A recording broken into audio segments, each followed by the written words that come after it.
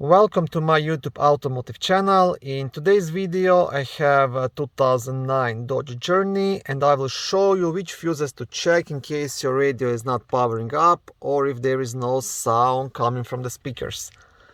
This video applies to Dodge Journeys made only from 2009 up to 2010. In 2011 there was a facelift and the fuse diagram is a bit different, so that's why this only applies to 2009 and 2010.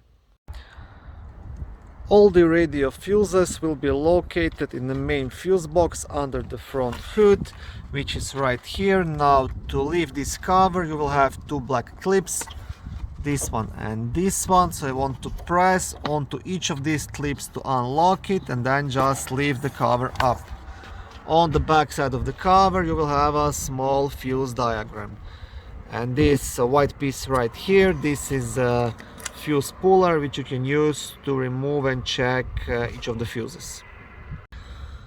The main fuse you want to check, it's a fuse number M12, which is a 30 amp green fuse located right here, and this is the fuse responsible for power to the radio and to the amplifier. Now most of the other vehicles have two separate fuses, one for the radio, one for the amplifier, but this vehicle has one main fuse, so this is the one to check.